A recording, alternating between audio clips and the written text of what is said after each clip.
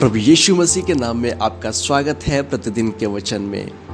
मेरे प्रिय, आप शायद कभी कभी परमेश्वर की योजनाओं को अपने ही छोटे से दायरे में समेटने की कोशिश कर रहे होते हैं, यह सोचकर कि यह आपके लिए ज़्यादा से ज़्यादा बस थोड़ा और आराम, थोड़ी और सफलता और थोड़ी और शांति ही दे सकता है। लेकिन पौलुस प्रेरित पहला कुरिन्थियों अध्याय 2 पद 9 में कहता है, जो आँख ने नहीं देखा और कान ने नहीं सुना और जो मनुष्यों के मन में नहीं आया, वही बातें परमेश्वर ने अपने प्रेम करने वालों के लिए तैयार की है। इस वचन में आशीष हो। मेरे प्रियो, वह परमेश्वर की बुद्धि और प्रेम की गहराइयों की ओर इशारा कर रहा है। ऐसी महान बातें जिन्हें इंसानी इंद्रियां और कल्पना शक्ति समझ ही नहीं सकती। ये वचन एक ऐसे यथार्थ का द्वार है जो इस दुनिया की देखी सुनी या सोची समझी बातों से कहीं परे है। पहली चीज जो हमें इस वचन से सीखने को मिलती है मेरे प्रियो, वह ये है कि परमेश्वर की योजनाएं इंसानी समझ से परे है।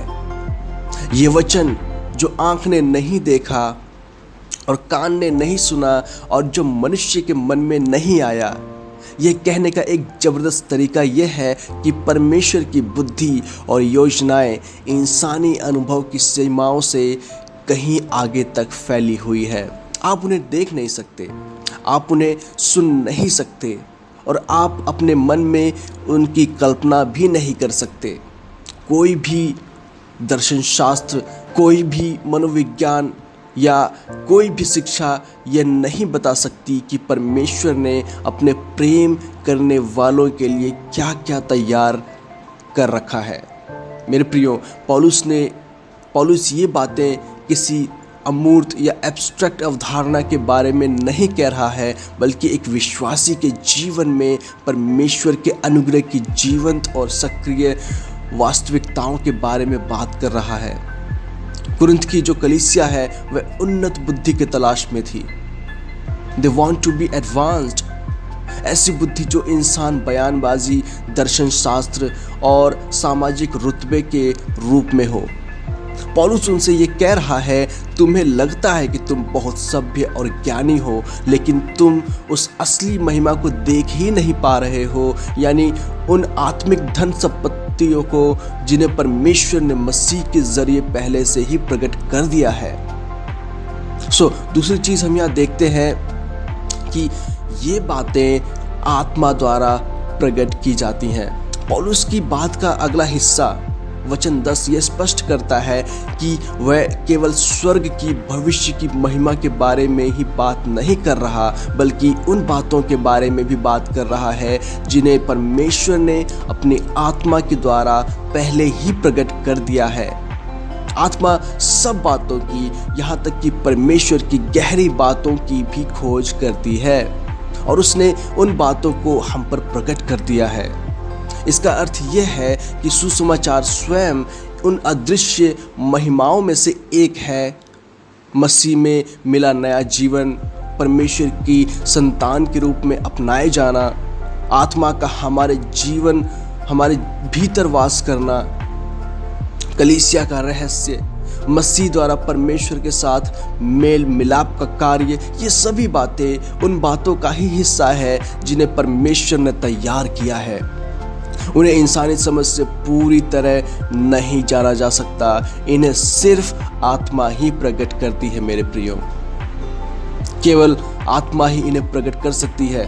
एक टीकाकार ने यह बताया कि पौलुस एक पुरानी सोच पर भरोसा कर रहा है कि एक जैसी चीज को केवल वैसी ही दूसरी चीज से जाना जा सकता है। आप किसी दूसरे इंसान को तब तक पूरी तरह नहीं जान सकते जब तक वह आपसे खुद बात ना करे। ठीक उसी तरह आप परमेश्वर की समझ और योजनाओं को तब तक सचमुच नहीं जान सकते जब तक परमेश्वर उन्हें प्रकट ना करे। परमेश्वर की आत्मा परमेश्वर की बातों को जानती है और वह उस ज्ञान को विश्वासियों तक पहुंचाती है। इसका मतलब यह है कि परमेश्वर के बारे में आपकी सच्ची समझ केवल आपकी बुद्धि से नहीं बल्कि पवित्र आत्मा से आती है, जो सुसमाचार के जरिए आपके दिल को रोशन करती है। जब आप वचन पढ़ते हैं, जब आप आराधना करते हैं, जब आप प्रार्थना करते हैं, तो यह आत्मा ही है जो आपकी आंखें खोलती है ताकि आप परमेश्वर के प्रेम, दया और सामर्थ्य को ऐसे तरीकों से देख सकें जिन्हें आप खुद कभी नहीं सोच सकते थे। मेरे प्रियो, एक ऐसा जीवन जो दुनिया की समझ से कहीं बढ़कर है, वह आपको मिला है। कुरिन्थ के लोग अपनी संस्कृति, दर्शन और इंसानी समझ पर गर्व करते थे।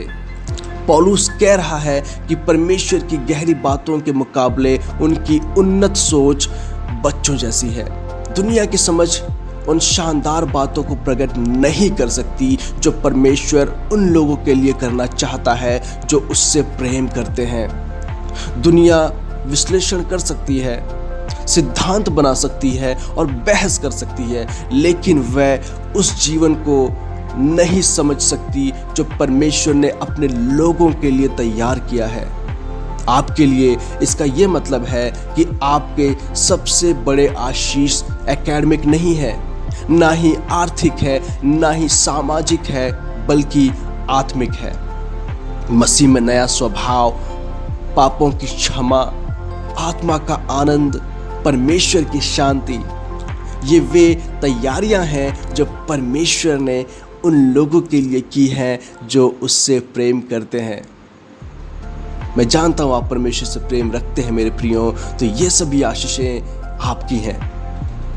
और इस वचन के द्वारा परमेश्वर आज आपसे बात कर रहा है मेरे प्रियो। अगर आप आत्मिक रूप से सूखापन महसूस कर रहे हैं तो ये वचन नम्रता और विश्वास का एक बुलावा है। आपको इस बात के लिए और गहरी इच्छा शक्ति की ज़रूरत है कि आत्मा जो कुछ प्रकट कर रही है उसे आप ग्रहण करें। परमेश्वर ने आपके लिए जो बातें तैयार की हैं वे पहले से ही आपके जीवन में प्रकट हो रही हैं, लेकिन वे आपकी पूरी समझ से कहीं बढ़कर है। इस सच्चाई में विश्राम करिए कि आपके लिए परमेश्वर का प्रेम, समझ और सामर्थ्य आपकी अपनी समझ से कहीं ज़्यादा बड़ा है। आत्मा काम कर रही है, परमेश्वर की गहरी बातों को प्रकट कर रही है, और जैसे जैसे आप उससे प्रेम करेंगे वह उन समृद्धियों को प्रकट करती रहेगी जिनकी आप अभी कल्पना भी नहीं कर सकते। आइए प्रार्थना करें। धन्यवाद, धन्यवाद प्रेमी पवित्र पिता परमेश्वर, धन्यवाद इस आशीष के लिए जिन्हें इस मामूली बुद्धि नहीं समझ सकती। पिता, मैं स्वीकार करता हूँ कि मैं छोटा हूँ, मेरा मन सीमित है और मेरा हृदय अक्सर महानता की प्रति सुस्त रहता है।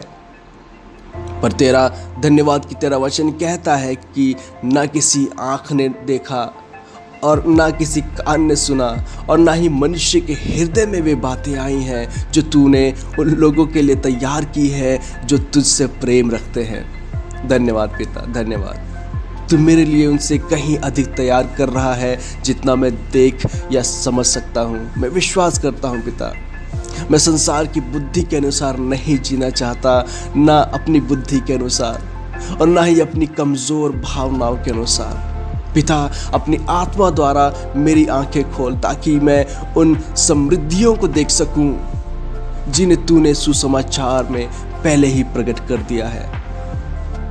मुझे तुझसे और अधिक प्रेम करना सिखा, तुझ पर और अधिक भरोसा करना सिखा और परमेश्वर की और आपकी गहरी बातों में चलना सिखा।